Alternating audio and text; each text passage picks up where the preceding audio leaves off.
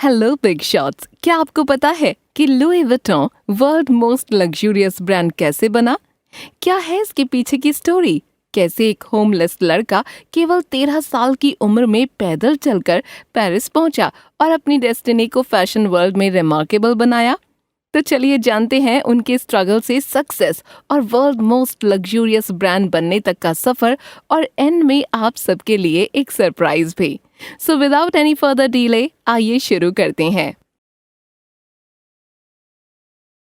Number 1, early life of Louis Vuitton. 4 अगस्त 1821 को France के एक छोटे से शहर अंचे में लुई विटॉन का जन्म हुआ। इनके फादर जेवियर विटॉन फार्मर और मदर हैट मेकर थीं, जिस कारण लुई का भी इंटरेस्ट क्राफ्ट्स और डिजाइनिंग में रहा।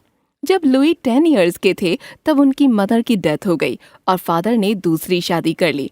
पर कुछ दिन के बाद उनके फादर की भी डेथ हो गई और उनकी स्टेप मदर का बिहेवियर उनके लिए काफी खराब था। इन्हीं सबसे परेशान होकर साल 1835 में 13 ईयर की उम्र में लुई अपने घर से भाग गए।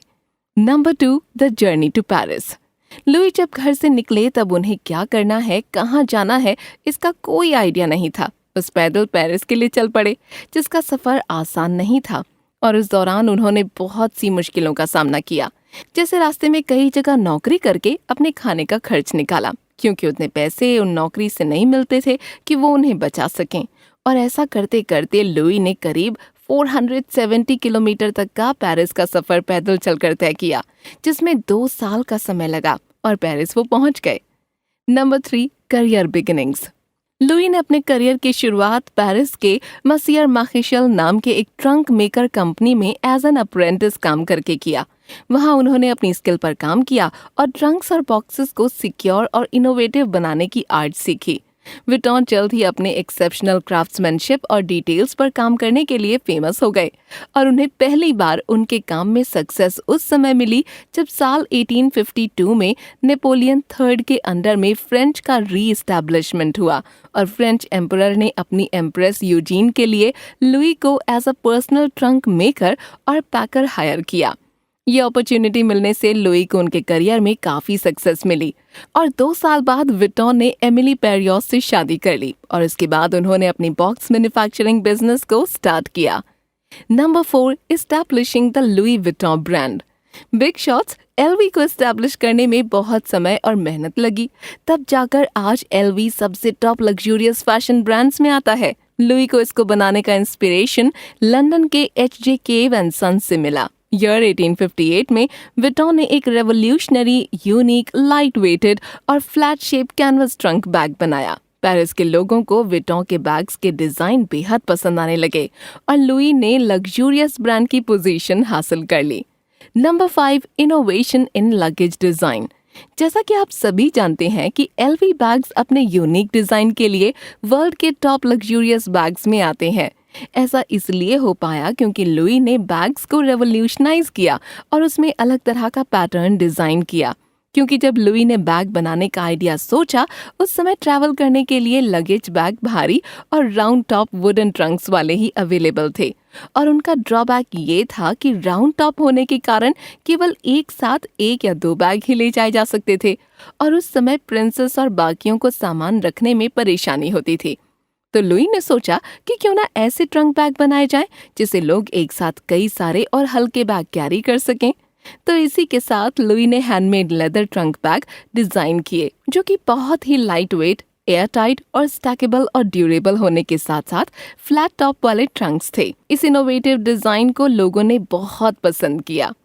बिग शॉट्स, आगे बढ़ने से पहले हमारे चैनल को सब्सक्राइब करना ना भूलें ताकि आपको हमारे सभी वीडियोस टाइम से मिलते रहें। Number 6, challenges in success. Big shots, आपको तो पता ही है that great things never came from comfort zone, और ऐसा ही कुछ हुआ लुई के साथ। उन्होंने अपना बिजनेस स्टार्ट किया और वो पॉपुलर भी हुआ, पर ये बूम उस समय हुआ जब फ्रेंच एम्प्रेस यूजीन अपने एलवी बैग को लेकर इजिप्ट गईं। वहाँ के लोगों ने उस बैग को काफी पसंद किया और वहीं से लुई ने अपना बिजनेस एक्सपैंड करना चाहा, पर किस्मत को कुछ और ही मंजूर था। लुई के बिजनेस को फ्रैंको जर्मन वॉर ने डिस्ट्रॉय कर दिया और इस वॉर के कारण लुई और उनके पूरे परिवार को फ्रांस छोड़कर एक शेल्टर में छुपना पड़ा और लुई ने वहां कई महीनों तक बहुत ही गरीबी में गुजारे। वॉर के खत्म होने के कुछ दिन बाद लुई अपनी फैक्ट्री में पहुंचे जहां सारा सामान जला दिया गया था और कुछ चोरी हो गया था। फिर भी लुई ने हार नहीं मानी और अपने बिजनेस को फिर से बनाया। उन्होंने उस वर्स्ट टाइम को अपॉर्चुनिटीज में चेंज किया और अपने बिजनेस को इंटरनेशनली एक्सपेंड किया। उन्होंने लंदन में एक शॉप ओपन की और अपने प्रेस्टिजियस कस्टमर्स को अट्रैक्ट किया, इंक्लूडिंग रॉयल्स और explorers. Number 7, the legacy continues. Her generation के साथ लुई विटॉन कंटिन्यूअसली ग्रो हुआ। साल 1892 में लुई विटॉन की डेथ होने के बाद जॉर्ज विटॉन ने लुई की लेगेसी को कैरी फॉरवर्ड किया। जॉर्ज ने बिजनेस को ग्लोबली एक्सपैंड किया, टम्बलर लॉक और कई नई टेक्निक को इंट्रोड्यूस किया, जिससे एलवी की सिक्योरिटी बढ़ गई। जॉर्ज विटॉन ने जॉन वानामेकर के साथ पार्टनरशिप की, जिससे उन्होंने अपने स्टोर में एलवी प्रोडक्ट को सेल करना शुरू किया। जॉर्ज ने अपने फादर लुई विटॉन की याद में इंट्रोड्यूस किया आइकॉनिक एलवी की मोनोग्राम और क्रिएट किया इनोवेटिव डिजाइन्स जो एलवी के बैग्स को और ड्रीमी बनाता है। Number 8, LV merger. लुई की सक्सेस और रेपुटेशन टाइम के साथ साथ बढ़ती गई। LV worldwide famous brand बन गया। लुई की सेल अप्रॉक्सीमेटली $1 बिलियन पहुंच गई, जिस समय इस ब्रांड ने मोएट हेनेसी, जो एक फेमस शैंपेन और ब्रांडी प्रोड्यूसर है, के साथ मर्जर कर लिया और इस मर्जर ने क्रिएट किया लग्जरी गुड कॉन्ग्लोमेरेट, जिसे आज हम LVMH के नाम से जानते हैं।